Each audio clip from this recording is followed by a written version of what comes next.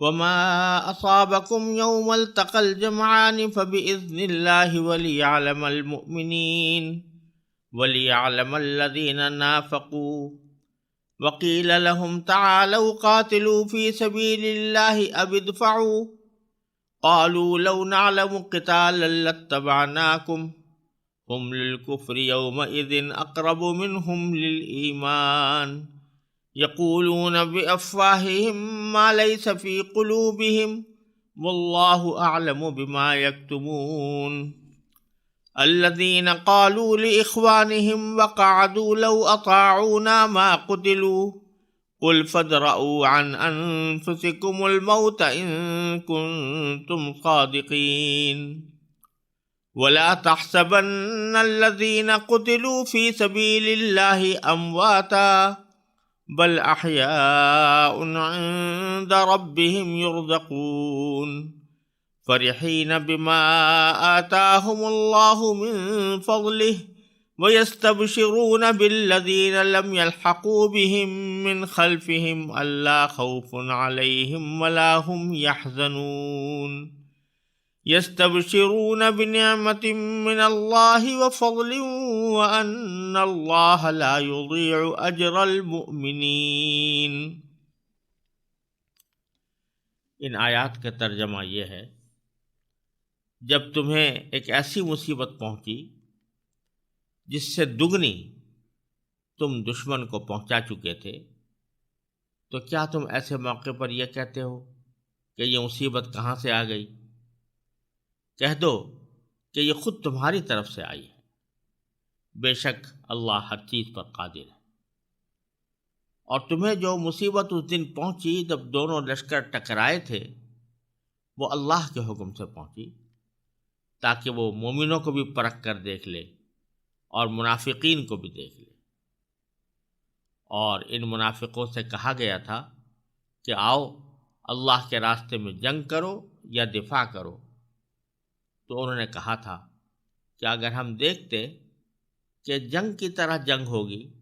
تو ہم ضرور آپ کے پیچھے چلتے۔ اس دن جب وہ یہ بات کہہ رہے تھے، وہ ایمان کے بنسبت کفر سے زیادہ قریب تھے۔ وہ اپنے منہ سے وہ بات کہتے ہیں جو ان کے دلوں میں نہیں ہوتی، اور جو کچھ یہ چھپاتے ہیں اللہ اسے خوب جانتا ہے۔ یہ وہ لوگ ہیں جو اپنے بھائیوں کے بارے میں، یعنی شہید بھائیوں کے بارے میں بیٹھے بیٹھے یہ باتیں بناتے ہیں کہ اگر وہ ہماری بات مانتے تو قتل نہ ہوتے۔ کہہ دو کہ اگر تم سچے ہو تو خود اپنے آپ ہی سے موت کو ٹال دینا۔ اور اے پیغمبر،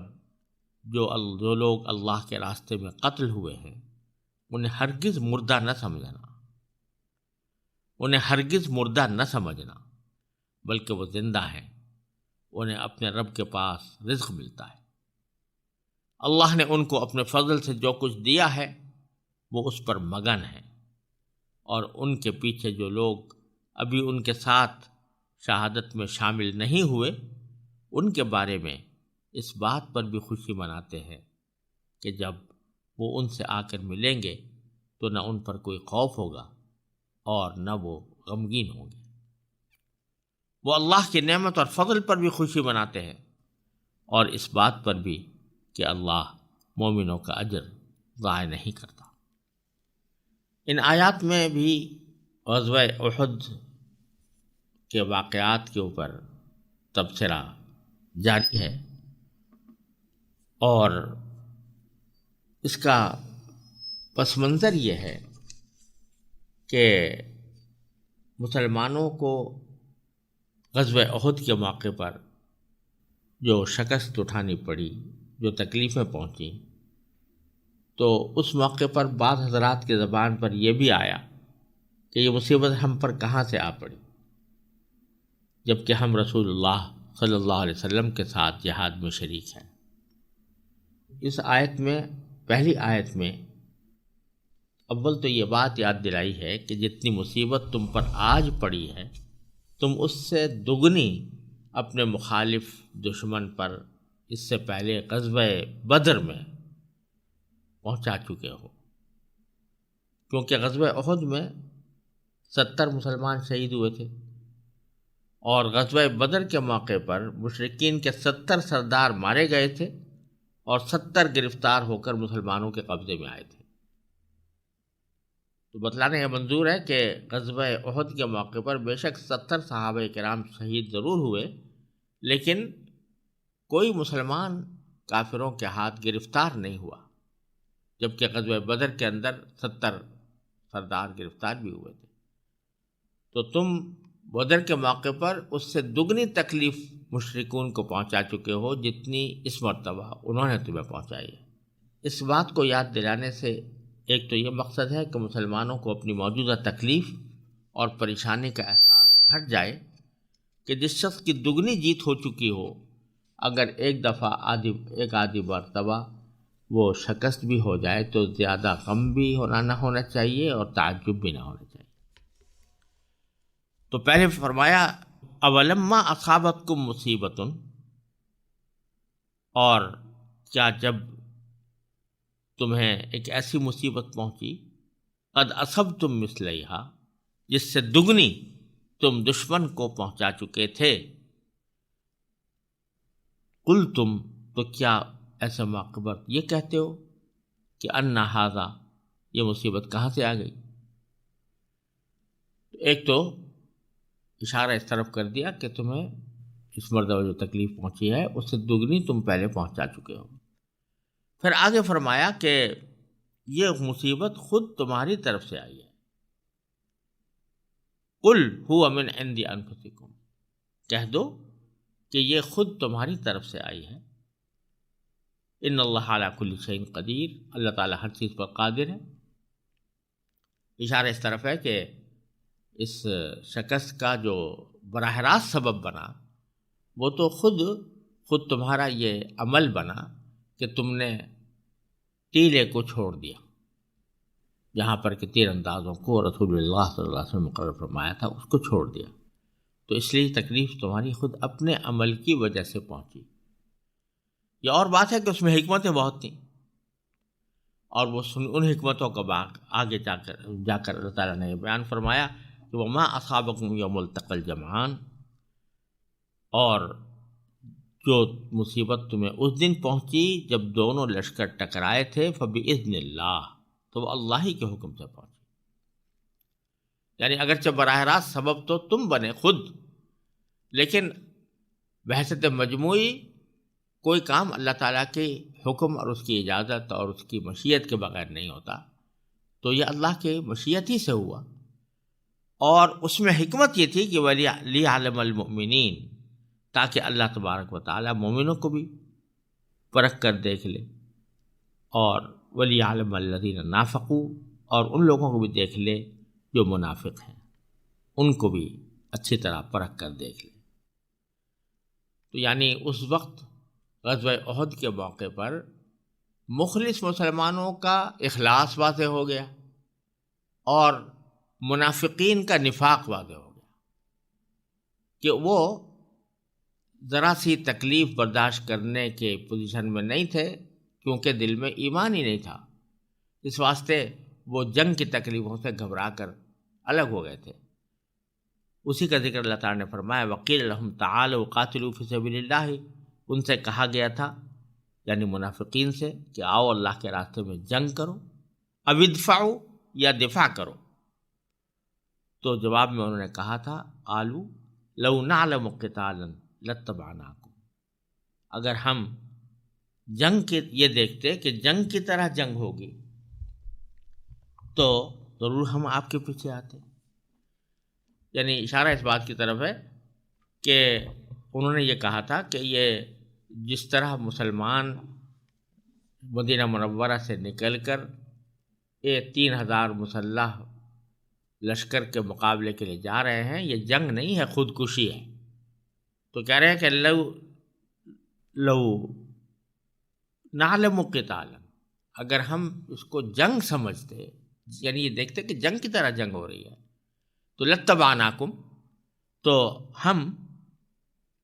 تمہارے ضرور پیچھے چلتے، تمہارے ساتھ چلتے۔ حالانکہ ایک محض بہانہ تھا ورنہ غزوہ بدر کے موقع پر بھی مسلمانوں کی تعداد کافروں کے مقابلے میں بہت کم تھی، اس کے باوجود اللہ تعالیٰ نے فتح عطا فرمائی تھی۔ تو یہاں 3000 کے مقابلے میں اگر 1000 افراد جا رہے تھے تو اس کو خودکشی سے تعبیر کرنا یہ صحیح بات نہیں تھی، لیکن ان کو بہانہ کرنا تھا اپنے جنگ سے فرار کا، تو اس لیے انہوں نے یہ بات کہی تھی۔ اسی لیے آگے باری تعالیٰ فرماتے ہیں ہم للکفر یومئذ اقرب منہم للایمان، اس دن جب وہ یہ بات کہہ رہے تھے وہ ایمان کی بنسبت کفر سے زیادہ قریب تھے، یعنی یہ بات وہ ایمان کی وجہ سے نہیں کہہ رہے تھے بلکہ اندرونی میں ان کے دل میں جو کفر چھپا ہوا تھا اس کی بنیاد پر کہہ رہے تھے۔ یقولون بافواہہم ما لیس فی قلوبہم، وہ اپنے منہ سے وہ بات کہتے ہیں جو ان کے دلوں میں نہیں ہوتی۔ واللہ اعلم بما یکتمون، اللہ تعالیٰ خوب جانتے ہیں کہ یہ کیا چھپائے ہوئے ہیں۔ زبان سے تو یہ کہہ رہے ہیں کہ اگر برابر کی جنگ ہوتی تو ہم ضرور شامل ہوتے، لیکن یہ صرف ایک بہانہ ہے، حقیقت میں ان کے دل میں یہ ہے کہ مسلمانوں کا ساتھ کسی بھی طرح نہیں دینا۔ الذین قالوا لاخوانہم وقعدوا، اور پھر اسی منافقین کا ذکر کرتے ہوئے فرمایا کہ یہ وہ لوگ ہیں کہ جو اپنے شہید بھائیوں کے بارے میں بیٹھے بیٹھے ہی کہتے ہیں وقعدوا، یہ خود تو بیٹھے ہیں، جنگ میں شریک نہیں ہوئے، اور جب پتہ چلا کہ کچھ مسلمان شہید ہو گئے ہیں تو اپنے ان بھائیوں کے بارے میں یہ کہتے تھے کہ اگر وہ ہماری بات مانتے، لو اطاعونا، اگر وہ ہماری بات مانتے، ما قتلوا، تو وہ قتل نہ ہوتے، یعنی ہماری بات مانتے کہ جنگ نہ کرتے یا مدینہ منورہ ہی کے اندر رہتے، ہماری تجویز پر عمل کرتے، تو پھر یہ قتل نہ ہوتے۔ اللہ تبارک و تعالیٰ پھر وہی بات فرما رہے ہیں کہ جب کسی شخص کا وقت مقدر آ جاتا ہے تو کوئی چیز اس کو ٹلا نہیں سکتی۔ تو باری تعالیٰ فرماتے ہیں قل، آپ ان سے کہہ دیجئے کہ فَادْرَؤُوا عَنْ أَنفُسِكُمُ الْمَوْتِ إِن كُنتُمْ صَادِقِينَ، اگر تم سچے ہو کہ گھر میں بیٹھ کر آدمی موت سے بچ سکتا ہے تو خود اپنے آپ ہی سے موت کو ٹال دینا، کہ جب تمہیں موت آنے لگے تو گھر میں بیٹھنے کی وجہ سے تمہیں موت کا سامنا نہ کرنا پڑے۔ ایک طرف تو منافقین کی اس دوغلی باتوں کو، ان دوغلی باتوں کا تذکرہ، اس کی مذمت اللہ تعالیٰ نے فرمائی، پھر آگے مسلمانوں کو مزید تسلی دینے کے لیے فرمایا کہ جو شہید بھی ہو گئے ہیں، اگرچہ اس کے اسباب کچھ بھی ہوں لیکن وہ اللہ کے راستے میں شہید ہوئے ہیں، تو ان کو بھی تمہیں مردہ نہیں سمجھنا چاہیے۔ وَلَا تَحْسَبَنَّ الَّذِينَ قُتِلُوا فِي سَبِيلِ اللَّهِ أَمْوَاتًا، اور جو لوگ اللہ کے راستے میں قتل ہوئے ہیں ہرگز انہیں مردہ نہ سمجھنا، بل احیاء، بلکہ وہ زندہ ہیں، عند ربہم یرزقون، انہیں اپنے رب کے پاس رزق ملتا ہے۔ فرحین، وہ مگن ہیں، خوش ہیں، بما آتاہم اللہ، اس رزق پر جو اللہ نے ان کو دیا ہے، من فضلہ، اپنے فضل سے۔ وَيَسْتَبْشِرُونَ بِالَّذِينَ لَمْ يَلْحَقُوا بِهِم مِّن خَلْفِهِمْ، اور ان کے پیچھے جو لوگ ابھی ان کے ساتھ شامل نہیں ہوئے، یعنی ابھی شہید نہیں ہوئے، ان کے بارے میں اس بات پر بھی خوشی مناتے ہیں کہ جب وہ ان کے پاس آ کر ملیں گے تو لا خوف علیہم ولا هم یحزنون، تو نہ ان پر کوئی خوف ہوگا اور نہ وہ غمگین ہوں گے۔ یعنی ایک طرف تو وہ اپنے شہادت کے نتیجے میں اللہ تعالیٰ کا جو فضل ان کے اوپر شامل حال ہوا اس کے اوپر خوش ہوتے ہیں، دوسرے اپنے جن متعلقین کو دنیا میں چھوڑ گئے تھے ان کے بات متعلق بھی ان کو یہ خوشی ہوتی ہے کہ وہ دنیا میں رہ کر نیک عمل اور جہاد میں مصروف رہیں تو ان کو بھی یہاں آ کر یہی نعمتیں اور اونچے درجات ملیں گے۔ حضرت عبداللہ بن عباس رضی اللہ تعالیٰ عنہ سے روایت ہے کہ رسول اللہ صلی اللہ علیہ وسلم نے صحابہ کرام سے فرمایا کہ جب احد کے موقع پر تمہارے بھائی شہید ہوئے تو اللہ تعالیٰ نے ان کی روحوں کو سبز پرندوں کے جسم میں رکھ کر آزاد کر دیا. وہ جنت کے نہروں اور باغات کے پھلوں سے اپنا رزق حاصل کرتے ہیں اور پھر ان قندیلوں میں آ جاتے ہیں جو ان کے لیے عرش رحمان کے نیچے لٹکی ہوئی ہے.